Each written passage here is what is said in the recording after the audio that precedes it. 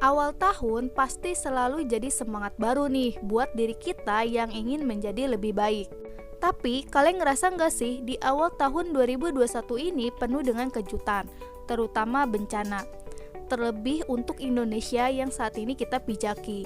Untuk kamu yang suka up to date sama informasi, pastinya masih ingat dengan bencana yang terjadi baru-baru ini, seperti banjir di Kalimantan Selatan, gempa Mamuju dan Majene, sampai meletusnya Gunung Semeru di Jawa Timur.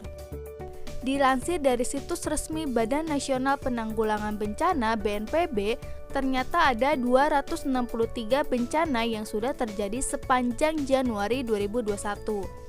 Bencana dapat disebabkan oleh faktor alam, non-alam, dan manusia. Indonesia terletak di daerah beriklim tropis dan memiliki dua musim, yaitu kemarau dan hujan. Iklim tropis membuat negara kita memiliki curah hujan dan suhu udara yang tinggi. Hal ini menimbulkan ancaman-ancaman yang merugikan, seperti bencana hidrometeorologi. Singkatnya, bencana hidrometeorologi ini merupakan bencana yang diakibatkan oleh parameter-parameter hidrologi dan meteorologi, seperti volume air sungai, curah hujan, kelembapan, temperatur, dan angin. Indonesia merupakan daerah pertemuan tiga lempeng tektonik besar, yaitu lempeng Eurasia, lempeng Indo-Australia, dan lempeng Pasifik. Selain itu, Indonesia merupakan bagian dari Ring of Fire, yaitu suatu lintasan di mana terdapat deretan gunung api. Sehingga tidak mengherankan kalau negara yang dilewati cincin api ini sering terjadi gempa, baik gempa tektonik maupun vulkanik.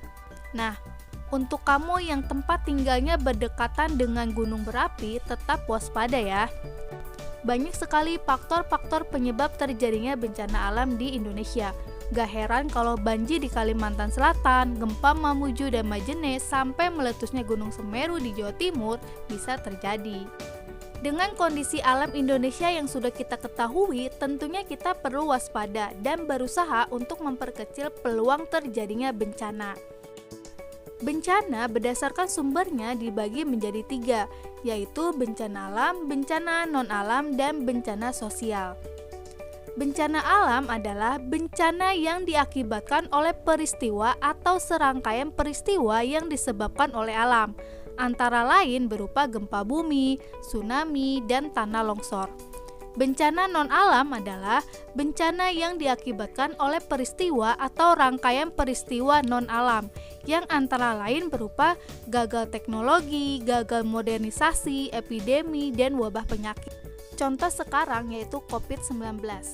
Bencana sosial adalah bencana yang diakibatkan oleh peristiwa atau serangkaian peristiwa yang diakibatkan oleh manusia, yang meliputi konflik sosial antar kelompok atau antar komunitas, dan teror. Nah, ternyata ada cara untuk bisa memperkecil dampak dari bencana, yaitu dengan melakukan mitigasi bencana. Apa itu mitigasi bencana dan seperti apa upayanya? Mari kita bahas. Perlu kita ketahui bahwa mitigasi bencana merupakan upaya meminimalkan dampak bencana atau tindakan-tindakan untuk memperkecil dan mengurangi dampak yang ditimbulkan dari suatu bencana. Tujuan dari mitigasi bencana diatur dalam Peraturan Pemerintah Nomor 21 Tahun 2008 Pasal 1 Ayat 6. Ada dua macam mitigasi yang dapat dilakukan, yaitu struktural dan non-struktural. Mitigasi struktural adalah upaya pengurangan dampak bencana melalui konstruksi atau perubahan lingkungan fisik dengan mengaplikasikan solusi bersifat teknis. Contohnya membangun rumah pompa air di Jakarta. Fungsi utama rumah pompa yaitu untuk memindahkan air dari satu saluran ke saluran lain dengan tujuan untuk mengantisipasi terjadinya luapan air karena aliran air yang tidak lancar.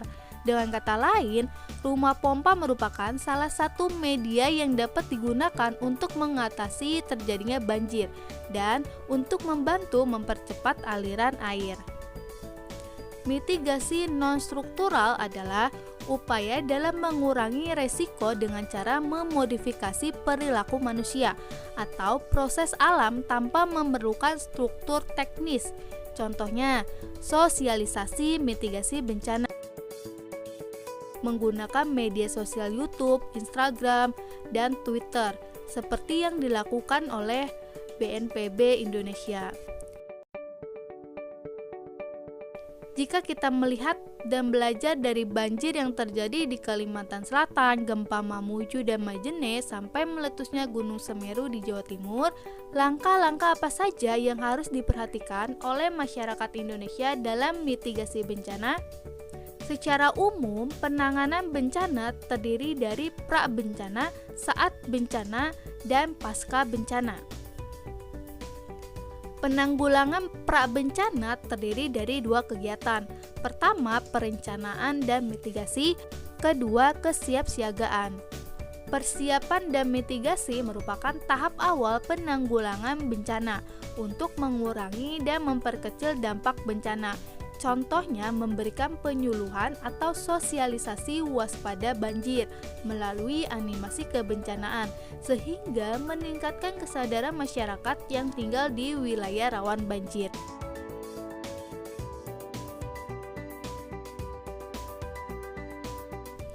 Kesiapsiagaan merupakan perencanaan terhadap cara merespon kejadian bencana.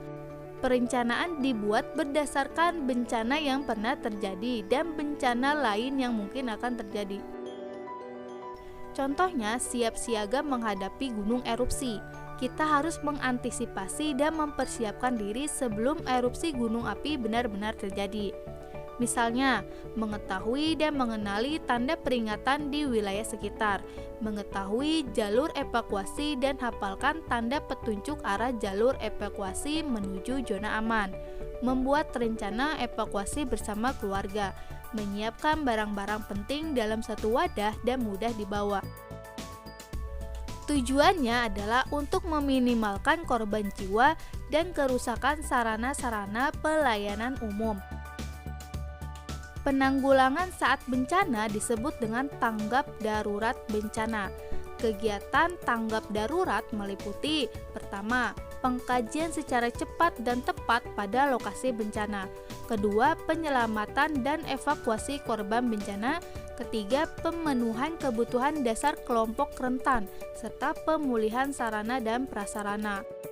Penanggulangan pasca bencana terbagi menjadi dua kegiatan, yaitu rehabilitasi dan rekonstruksi. Sasaran utama rehabilitasi adalah untuk mengembalikan kondisi daerah yang terkena bencana agar kehidupan masyarakat dapat berjalan kembali, yang termasuk kegiatan rehabilitasi antara lain perbaikan lingkungan daerah bencana, perbaikan sarana dan prasarana umum, perbaikan rumah masyarakat, pemulihan psikologis masyarakat, serta pemulihan fungsi pelayanan publik. Sedangkan tujuan rekonstruksi adalah membangun sarana dan prasarana yang rusak karena bencana agar lebih baik dan sempurna. Yang termasuk kegiatan rekonstruksi antara lain pembangunan kembali sarana sosial masyarakat seperti tempat ibadah, balai adat, dan lain sebagainya. Pembangkitan kembali kehidupan sosial budaya masyarakat, penerapan rencana bangun yang tepat dan penggunaan peralatan yang lebih baik dan tahan bencana. Dengan memahami mitigasi bencana, semoga kita bisa lebih mempersiapkan diri dan tetap selalu waspada dimanapun kita berada.